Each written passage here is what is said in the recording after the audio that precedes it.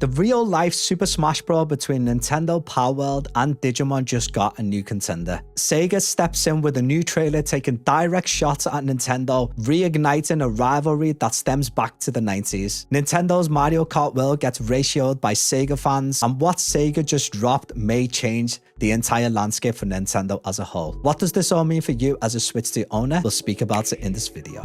Welcome to System Decoded. If you're new here, my name is Naseem. My background is in computer science with data science, and recently I've transitioned into the cybersecurity realm.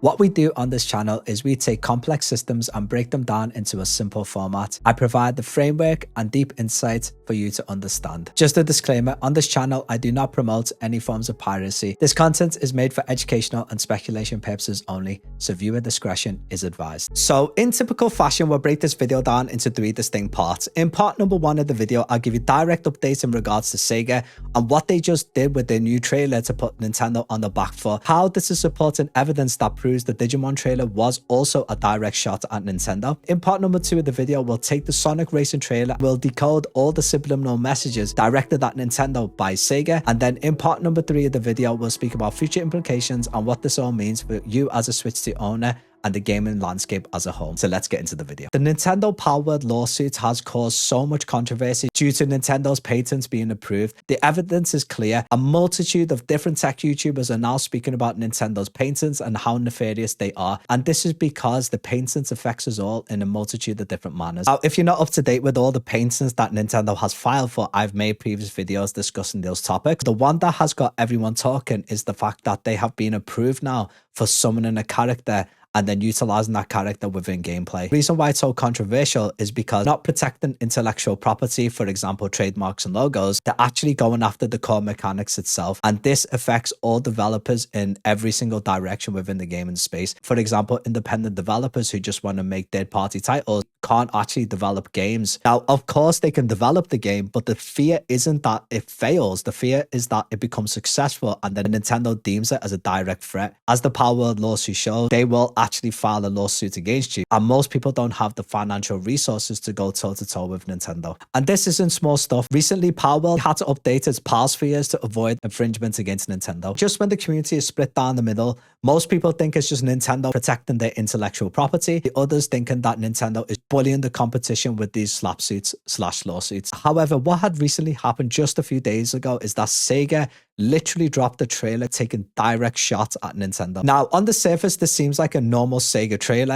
However, this was a surgical maneuver from Sega because as soon as the Mario Kart trailer dropped, it was ratioed by the audience, mocking it and ratioing it with screenshots with the Sonic Racing trailer. Yes, in our previous video, we did speculate that Digimon was taking shots at Nintendo. And with this new Sega trailer literally taking direct shots at Nintendo, it's clear evidence now that supports the claim Digimon was also doing it. Now, the reason why this is evidence to support the claim is because it can't be just a coincidence that all these game developers are all of a sudden dropping trailers, taking subliminal shots all at the same time in the same time frame. And it shows that all these game developers aren't scared of Nintendo and they disagree with the sentiment and the overall direction that Nintendo is going on. And just for the record, I used to watch Sonic as a child. I used to watch Sonic Adventures, and also the last Sonic game I played was Sonic Heroes on the PlayStation 2.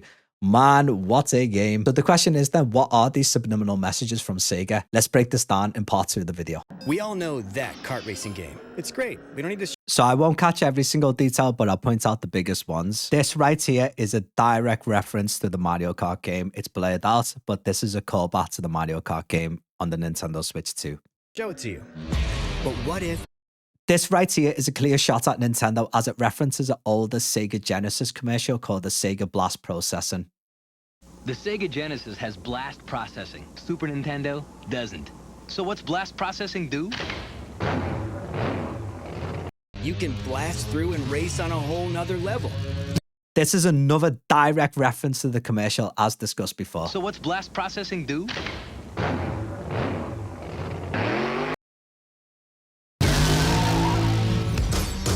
What if you could warp across different dimensions, fully customize and build out your machine, and compete head-to-head across different platforms? Now, this could be a bit of a stretch, but I believe this is a direct shot at Nintendo due to the whole keycard controversy. Saying that we can launch on different platforms shows that they have versatility. There is two clear shots happening here. Number one, referencing the turtle from the Mario Kart games, but it's also a bit of a shot at the open world feature that Mario Kart tried to introduce and wasn't really received from the public too well. What if you want to Again, just another reference to the Mario Kart game. roam around on the open road? Here, Sega aren't even subtle about it. They directly reference the open world feature and how much of a catastrophe it was for the Mario Kart World game. They also introduced the cow, which is a subtle jab because this cow character was actually omitted from the game because it was voted to be removed from the game as it basically promoted animal abuse.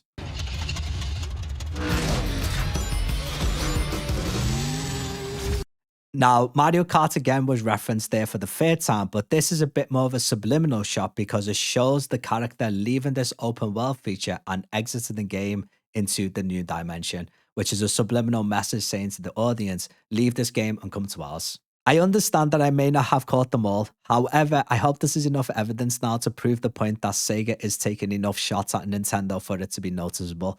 However, if you've noticed any, make sure to comment it below. I think it'll be interesting to see what the audience picks up on that I've completely overlooked. So now let's cover the future implications and what this all means for gaming landscape as a whole. Understand that this isn't about Sonic versus Mario Kart. This is about a large organization that is getting way too big for its boots, and the armor unfortunately is starting to crack. We saw this in the music industry with Drake, and now we're seeing this in the gaming industry with Nintendo. But this rivalry stems back over 20 years. Sega has always gone toe-to-toe with Nintendo, but Nintendo has always managed to defeat organizations such as Sega, and you have to understand and give credit where credit is due.